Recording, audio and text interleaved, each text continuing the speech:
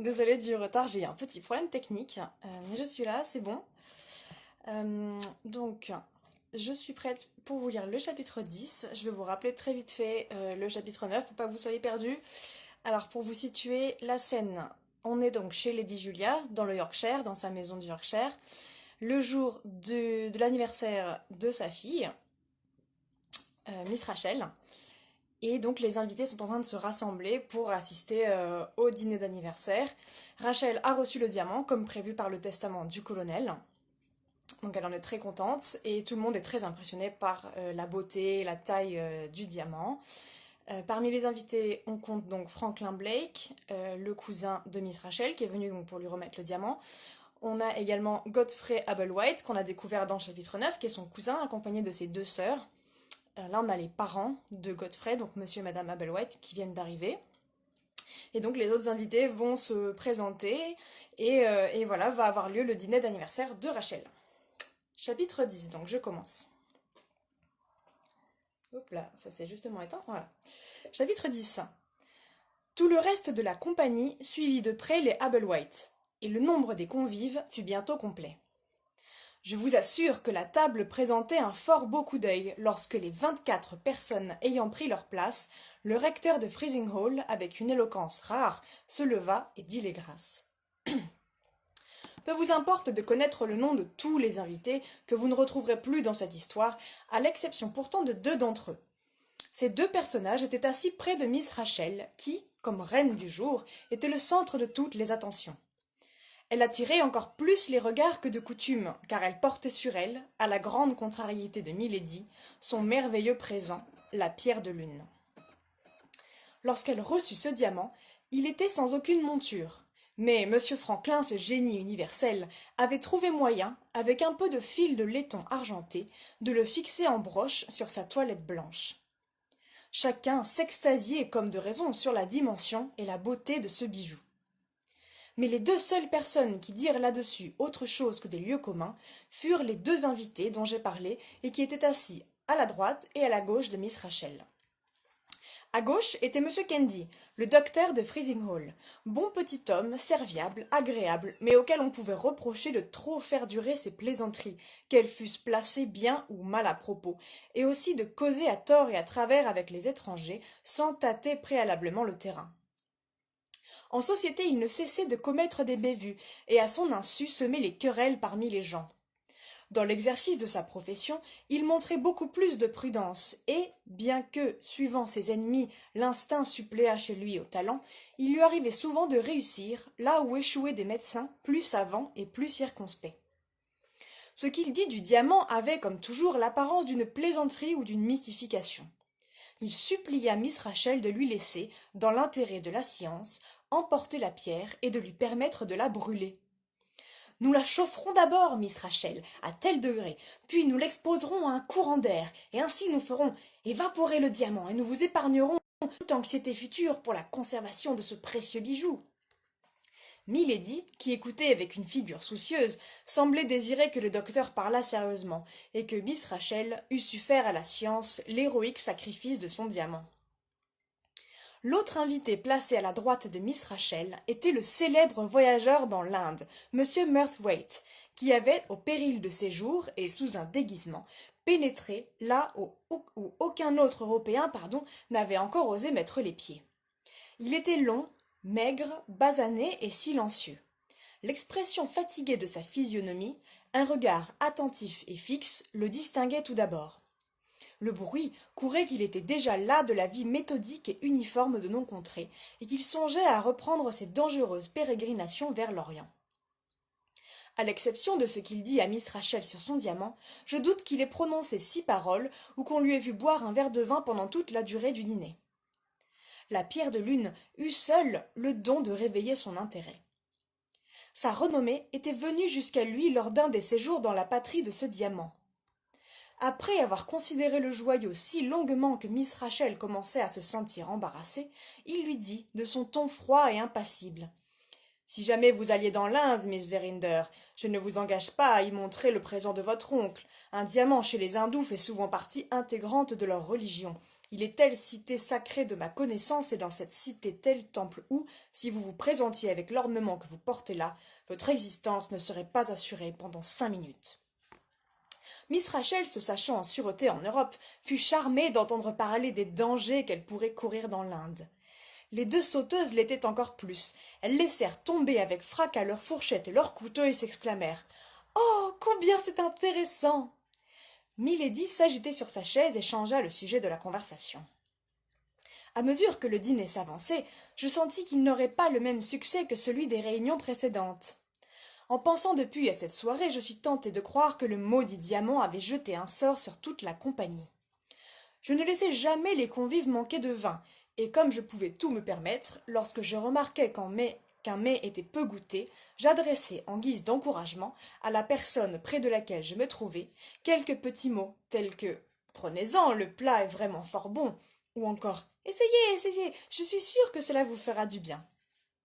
9 fois sur 10, on suivait l'avis de ce vieil original de Bettreige. Pour lui être agréable, disait-on, mais cela n'arrangeait rien. Le silence s'établissait, et on sentait un malaise régner sur tous les invités. Lorsqu'il parlait, il semblait qu'ils eussent juré de le faire maladroitement et hors de propos. M. Kennedy, par exemple, dit plus de choses malencontreuses que je ne lui en avais jamais entendu prononcer. Vous en aurez ici un échantillon qui vous fera comprendre le sentiment de dépit que j'éprouvais, étant donné mon vif désir de voir notre festin se passer le mieux du monde. Une des dames présentes était l'honorable madame Treadgal, veuve du défunt professeur du même nom. En parlant de son mari, la bonne dame omettait toujours de parler de son décès. Elle croyait, je le pense, que toute créature sensée devait en être instruite. Pendant un des temps d'arrêt de la conversation, quelqu'un mit sur le tapis le déplaisant sujet de l'anatomie. Aussitôt, la bonne madame Treadgal entama le chapitre de son mari, toujours comme s'il s'agissait d'un être vivant, et elle représenta l'anatomie comme le passe-temps favori du professeur dans ses moments de loisir. Pour notre malheur, M. Kennedy, assis en face d'elle et ignorant absolument ce qui concernait feu le professeur, l'entendit. Il était le plus poli des hommes. Aussi saisit-il tout de suite l'occasion de venir en aide au goût anatomique de M. Treadgal. « On vient d'acquérir à l'école de chirurgie des squelettes curieux, dit-il d'une voix claire et enjouée. Je les recommande particulièrement à l'intérêt du professeur, madame. Lorsqu'il aura une heure de loisir, cette visite en vaut la peine. » Vous auriez entendu une mouche voler. Les invités, par respect pour la mémoire du professeur, restèrent sans voix. Je me trouvais derrière madame Treadgal, occupée à lui servir du champagne. Elle baissa la tête et dit d'une voix très basse « Mon mari bien-aimé n'est plus de ce monde. » L'infortuné M. Kennedy, qui ne saisissait aucun mot et qui était à 100 lieues de la vérité, continua sur un ton plus élevé et avec un redoublement de politesse. « Le professeur pourrait ignorer, dit-il, que la carte d'un des membres de l'école le fera admettre chaque jour, sauf le dimanche de 10 heures à 4 heures. » La tête de madame Treadgal s'abaissa sur sa pèlerine et elle reprit d'une voix encore plus sourde. « Mon époux bien-aimé n'est plus. » Je fis des signes à M. Kennedy. Miss Rachel lui toucha le coude. Milady lui jetait des regards irrités. Peine perdue. Son aménité ne connaissait plus de bornes.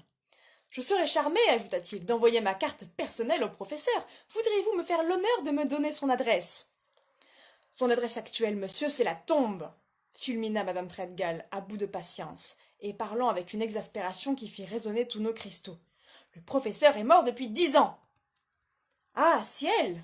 fit M. Kennedy. À l'exception des Miss Abelwhite, qui éclatèrent de rire, un tel froid tomba sur les invités qu'on aurait dit qu'ils allaient suivre le professeur vers le tombeau. Voilà pour M. Kennedy. Tous les autres furent aussi agaçants, chacun dans son genre. Lorsque ces gens auraient dû parler, ils se taisaient, ou s'ils parlaient, ils ne pouvaient s'entendre. M. Godfrey, lui-même si éloquent en public, ne daigna pas faire montre de sa faconde dans cette occasion privée. Était-il maussade ou mal à l'aise depuis son aventure du jardin? Je ne sais. Je rappelle qu'il a demandé Miss Rachel en mariage et qu'elle a refusé. Je ne sais. Il réserva ses paroles pour sa voisine, une des parentes de la maison. Elle faisait partie des comités de bienfaisance féminine. C'était une personne pleine de piété, avec une charpente osseuse et une forte inclination pour le vin de champagne, qu'elle aimait sec et pris à large dose. Me trouvant près d'elle, je puis assurer que les assistants perdirent fort à ne pas profiter de cette sérieuse conversation. Je ne pus, occupé que j'étais à découper le mouton et à déboucher le vin, entendre tout ce qu'ils dirent à propos de leur charité. Lorsque mon attention leur fut rendue, il n'était plus question des femmes en couches et des âmes à racheter. Ils dissertaient sur les sujets les plus élevés. La religion, disait M. Godfrey, et l'amour signifie la religion. La terre pourrait être un paradis un peu matérialisé, le ciel serait la vie terrestre, renouvelée et idéalisée. On voit certainement sur la terre quelques individus bien réprouvés, mais comme compensation destinée aux âmes pures, toutes les femmes dans le ciel formeront un comité de paix et d'union, où les hommes ne seront que des anges chargés de les servir. Admirable, incomparable. Quel malheur que M. Godfrey n'ait pas fait part au reste de la table de ses éloquentes théories. Mais enfin, M. Franklin, me direz-vous, pouvait secouer toute cette torpeur et rendre le dîner agréable. Il n'en fit rien. Il était plein d'animation et d'esprit, Pénélope l'ayant, je soupçonne, instruit de l'insuccès de M. Godfrey. Mais il avait beau parler, il tombait toujours sur un sujet fâcheux, ou s'adressait tout de travers. Bref, il ne réussissait qu'à piquer les uns et à abasourdir les autres. Ce mélange d'éducation étrangère, de français, d'allemand, d'italien, se manifesta à cette table hospitalière sous la forme la plus incompréhensible. Que penserez-vous par exemple de ces paradoxes sur le goût qu'une femme mariée peut entretenir pour un autre homme sans offenser son mari? Il proposait cette thèse avec une légèreté toute française à une vieille fille, tante du vicaire de Freezing Hall.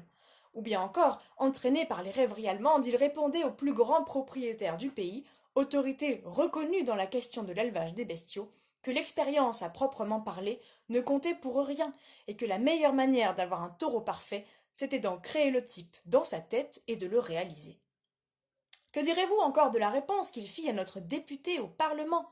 Au moment du fromage et de la salade, celui-ci s'échauffait à propos des progrès de la démocratie en Angleterre, et il finit par s'écrier « Une fois que nous aurons perdu nos anciens privilèges, que nous restera-t-il, monsieur Blake, je vous prie ?» Et M. Franklin, entraîné par la tendance italienne, s'avisa de lui répondre « Il nous restera 3 choses, monsieur, l'amour, la musique et la salade. » Non seulement il stupéfia la compagnie par ses étranges sorties, mais qui plus est, quand l'éducation anglaise reprit le dessus, il tomba sur le sujet de la médecine, et tourna si crûment les docteurs en ridicule, que le bon monsieur Kennedy en suffoquait de colère. Le point de départ de la dispute fut l'aveu fait, je ne sais à quel propos, par M. Franklin, qu'il dormait très mal depuis un certain temps. M. Kennedy lui dit sur-le-champ que ses nerfs étaient en désarroi et qu'il devrait se soigner en conséquence. M. Franklin lui rétorqua qu'un traitement médical et une promenade à tâtons dans les ténèbres, c'était à ses yeux exactement la même chose. M. Kennedy, piqué au jeu, lui répliqua que, puisqu'il passait ses nuits à s'agiter dans l'obscurité, il n'y avait que la médecine qui pût remédier à son aveuglement. M. Franklin répondit qu'il avait souvent entendu parler d'aveugles ayant la prétention de conduire d'autres aveugles et qu'il voyait le proverbe de se réaliser ici. Ils continuèrent à se taquiner ainsi jusqu'à ce que, s'échauffant mutuellement, M. Kennedy le premier perdit tout son sang-froid au service de la défense de ses collègues, et Milady dut intervenir pour arrêter net la suite de la discussion. Mais cet acte d'autorité rendu nécessaire acheva de refroidir la gaieté des convives. Vraiment, on essaya plusieurs fois de reprendre la conversation. Elle ne cessa de languir et finit par tomber, si bien que ce fut un soulagement pour tout le monde lorsque Milady donna le signal de se lever de table et laissa les hommes dégustant leur vin et voués peut-être aussi à la fatalité que le diable, sous la forme de ce maudit diamant, avait jeté sur eux tous. Je venais de placer les bouteilles devant M. Abelwhite, qui représentait le maître de la maison, lorsqu'on entendit venir de la terrasse des sons qui, à l'instant même, me firent oublier tout décorum. M. Franklin et moi nous nous regardâmes. Le son était celui du tambourin des Indiens. Aussi vrai que j'existe, nous étions de nouveau aux prises avec les jongleurs, et cela dès l'entrée de la Pierre de Lune dans notre maison. Ils tournaient le coin de la terrasse lorsque, les apercevant, j'allais les rejoindre afin de les renvoyer. Mais pour mon malheur, les 2 sauteuses m'avaient devancé. Elles s'élancèrent sur la terrasse comme des fusées endiablées pour voir les tours exécutés par les Indiens. Tous les autres invités les suivirent, d'abord les dames, puis les messieurs. Et avant que vous eussiez pu dire « Dieu nous bénisse », les coquins faisaient leur salam alek et les Miss Abelwhite caressaient l'intéressant petit garçon.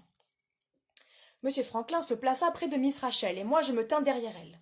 Si nos soupçons étaient bien fondés, il était effrayant de la voir là, ignorante du danger réel qu'elle courait, et étalant devant ces Indiens le diamant posé au milieu de son corsage. Je ne saurais vous dire quel tour ils firent, car j'avais la tête perdue. Au dépit que me causait l'insuccès du dîner se joignait l'ennui de voir ces drôles arriver juste à point nommé pour contempler de leurs yeux le bijou dont ils poursuivaient la possession. Cela suffisait pour m'enlever toute présence d'esprit. Je me souviens pourtant de la soudaine apparition de M. Murthwaite, le voyageur oriental. Tournant autour du cercle des assistants, il arriva sans bruit derrière les jongleurs et leur adressa inopinément la parole dans l'idiome de leur pays. Il les aurait piqués avec la pointe d'un poignard que les Indiens ne se seraient pas redressés plus vivement, avec l'agilité de tigres surpris en entendant sortir ce langage de sa bouche. Une minute après, ils le saluaient de leurs courbettes les plus humbles. Après quelques phrases échangées dans cette langue inconnue, M. Murthwaite s'éloigna aussi tranquillement qu'il s'était approché. L'Indien chef, qui servait d'interprète, se tournant alors vers le public, s'inclina devant Milady en l'informant que le spectacle était clos. J'avais remarqué que la figure basanée de cet homme était devenue d'une teinte presque cendrée depuis que M. Murthwaite lui avait parlé. Les sauteuses, on ne peut plus désappointées, lancèrent un « Oh !» formidable contre M. Murthwaite, devenu ainsi le trouble-fête. Mais l'Indien mit avec un air d'humilité la main sur la poitrine et répéta que ses jongleries étaient terminées. Le petit garçon fit la quête dans son chapeau. Les dames rentrèrent au salon, et les messieurs regagnèrent la salle à manger, à l'exception de M. Franklin et de M. Murthwaite. Le valet de pied et moi, nous nous chargeâmes de voir si les Indiens étaient bien et dûment hors du parc. Comme je revenais par le taillis, je sentis l'odeur du tabac, et je trouvai se promenant sous les arbres M. Franklin et M. Murthwaite, ce dernier un cigare de manille aux lèvres. M. Franklin me fit signe de les rejoindre.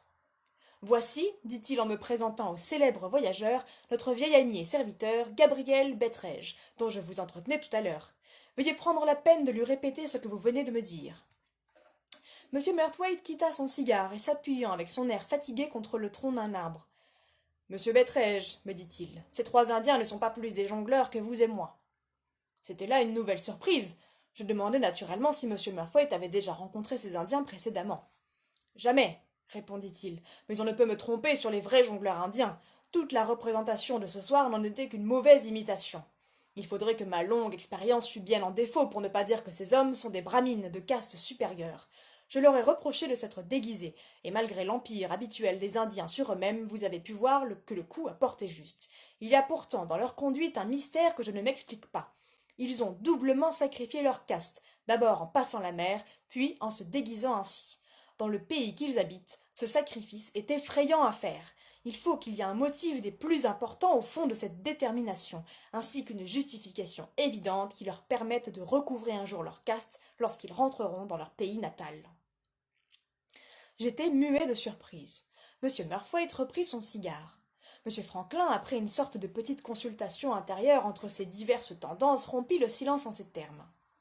J'éprouve quelque hésitation, M. Murthwaite, à vous importuner d'affaires de famille dont vous n'avez que faire et sur lesquelles j'eusse préféré me taire. Mais après votre appréciation des jongleurs, je me sens forcé, dans l'intérêt de Lady Verinder et de sa fille, de vous donner tous les détails qui peuvent éclairer cette mystérieuse affaire. Je vous parlerai sous le sceau du secret. Vous me permettrez de vous le rappeler. Après ce préambule nécessaire, il raconta au voyageur tout ce qu'il m'avait dit au sable tremblant. L'impassible M. Murthwaite lui-même fut si frappé du récit qu'il laissa s'éteindre son cigare. « Maintenant, fit M. Franklin lorsqu'il eut achevé, qu'en conclut votre expérience ?»« Mon expérience, dit le voyageur, répond que votre existence, M. Franklin, a échappé à de plus grands dangers que la mienne, et ce n'est pas peu dire. » Ce fut au tour de M. Franklin d'être étonné. « La situation est-elle vraiment aussi sérieuse que cela ?» demanda-t-il. « Telle est mon opinion, dit M. Murthwaite. Je ne puis plus douter, d'après tous les détails que vous m'avez donnés, que la réintégration de la pierre de lune sur le front de l'idole indienne ne soit le mobile et l'explication du sacrifice de caste auquel j'ai fait allusion. Ces gens guetteront l'occasion avec la patience de la race féline, et ils en useront avec la férocité des tigres. Comment vous avez pu leur échapper répéta l'éminent orientaliste en rallumant son cigare et en regardant attentivement M. Franklin. Je ne saurais encore le comprendre. Quoi, vous aviez le daman sur vous, dans les rues de Londres, vous l'avez transporté ici, et vous êtes encore en vie. Cherchons à pénétrer les causes de ce miracle. C'est en plein jour, je pense, que vous avez retiré le joyau de la Banque de Londres. En plein jour, en effet, répondit M. Franklin. Les rues étaient pleines de monde. Oui. Vous vous étiez arrangé naturellement pour arriver chez Lady Verinder à une certaine heure.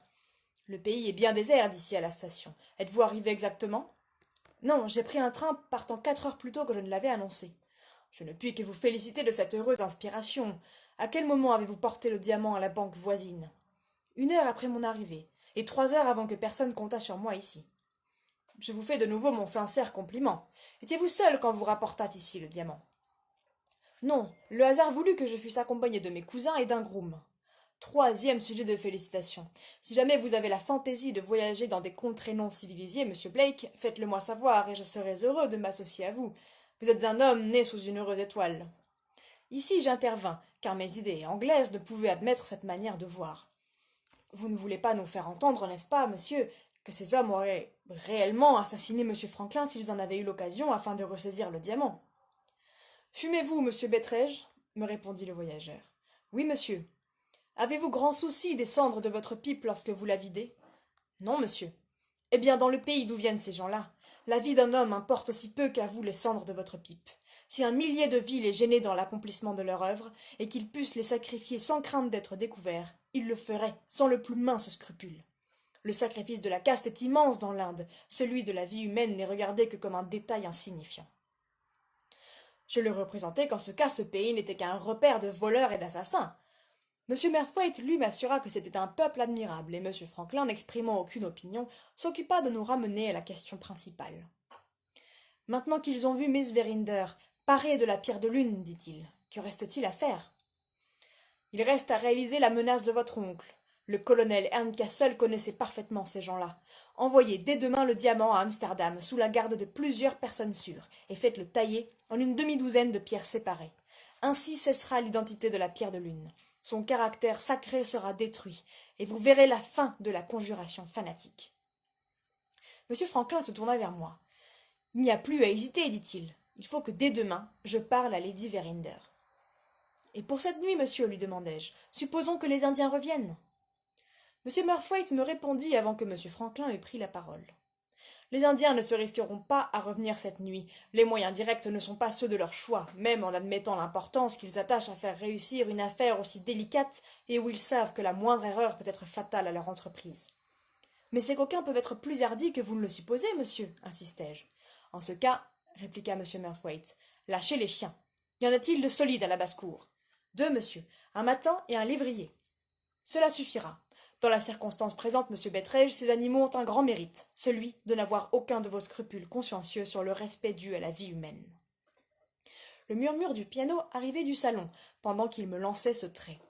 Il jeta son cigare, prit le bras de monsieur Franklin et se dirigea vers la maison. Je l'ai suivi et je remarquai que le ciel se couvrait. M. Merthwaite fit la même observation, et me dit en me regardant de son air sarcastique. Les Indiens auront besoin de parapluies pour cette nuit, monsieur Bettrege. Mes graves inquiétudes pouvaient ne lui paraître qu'une charmante plaisanterie, mais moi je n'étais pas un voyageur célèbre, habitué à jouer sa vie et à lutter de ruse avec les coquins dans des contrées sauvages. Je rentrai dans ma petite chambre. Je m'assis fort perplexe et me demandai avec effroi ce qu'il fallait faire. Dans l'état d'agitation où j'étais, bien d'autres seraient arrivés à se donner un accès de fièvre. Moi, je pris un moyen fort différent. J'allumai ma pipe et j'ouvris Robinson Crusoé. Je ne lisais pas depuis 5 minutes que je tombai sur le passage suivant, page 161. La crainte du danger est 1000 fois plus effrayante que le danger lui-même. Quand il s'offre à nos yeux, nous trouvons le poids de l'anxiété bien plus grand que le malheur que nous redoutons. L'homme qui ne croira pas en Robinson Crusoé après cela sera dépourvu d'intelligence ou aveuglé par la présomption. Il devient inutile d'argumenter avec lui, et la compassion peut même être réservée pour des gens plus dignes d'intérêt. J'étais près d'achever ma seconde pipe, lorsqu'encore plein d'admiration pour ce merveilleux livre, je vis entrer Pénélope, qui, après avoir servi le thé, était disposée à me faire son rapport sur la soirée du salon. Elle avait laissé les Ablewhite chantant un duo qui commençait par d'énormes « Oh !» Elle avait remarqué que Milady, pour la première fois depuis que nous la connaissons, faisait des erreurs au whist. Le voyageur dormait dans un coin. Pendant ce temps, M. Franklin s'égayait aux dépens des œuvres de charité féminine en général. Pénélope observa que les répliques de M. Godfrey étaient plus aiguisées qu'il ne convenait à ses vertus philanthropiques. Elle vit aussi Miss Rachel, qui, tout en ayant l'air de montrer des photographies à Madame Treadgal, échangeait avec M. Franklin des regards parfaitement clairs aux yeux de toute femme de chambre intelligente. Enfin, n'ayant plus vu Monsieur Candy, qui avait disparu mystérieusement et qui était revenu de même, elle le retrouva en conversation avec Monsieur Godfrey. En somme, les choses marchaient mieux que ne pouvait le faire espérer la tristesse du dîner, pour peu que cela se soutînt encore une heure ainsi. Le bonhomme Temps viendrait à notre aide en faisant avancer les voitures et en nous rendant à tous notre liberté. Tout s'use en ce monde, et l'influence consolante de Robinson disparut elle-même lorsque Pénélope m'eut quitté. Je me sentis nerveux. Je voulus jeter un coup d'œil sur les jardins avant que la pluie tombât. Au lieu du valet de pied, je pris avec moi le lévrier, dont le nez m'inspirait plus de confiance que le peu de flair des humains dans la plupart des cas. Lui au moins distinguerait un étranger. Nous parcourûmes les alentours, nous allâmes sur la route, et nous revînmes aussi peu avancés qu'avant, n'ayant pas découvert l'ombre d'un rôdeur. La pluie se mit à tomber dès l'arrivée des voitures. Il pleuvait à flots, et sans doute pour toute la nuit. Sauf le pauvre docteur qu'attendait son cabriolet, toute la société était à l'abri dans de bonnes voitures fermées. Je dis à M. Candy que je craignais qu'il ne se mouillât. Il me répondit qu'arrivé à mon âge, je devrais savoir que la peau d'un médecin est imperméable. Il partit donc par la pluie, riant de sa petite facétie. Ainsi vîmes-nous la fin de notre réunion. Il me reste à raconter l'histoire de la nuit. Et voilà, c'est la fin du chapitre 10, donc un dîner assez spécial. Il s'est passé pas mal de choses, on a découvert plusieurs nouveaux personnages. Donc j'espère que vous avez bien suivi. Je vais vous faire un petit résumé pour que vous puissiez avoir bien toutes les informations en tête. Et on aura la suite, le chapitre 11 demain avec Léa. On va savoir ce qui s'est passé la nuit du fameux anniversaire de Miss Rachel. J'espère que la lecture vous a plu et je vous dis à bientôt. Bonne soirée!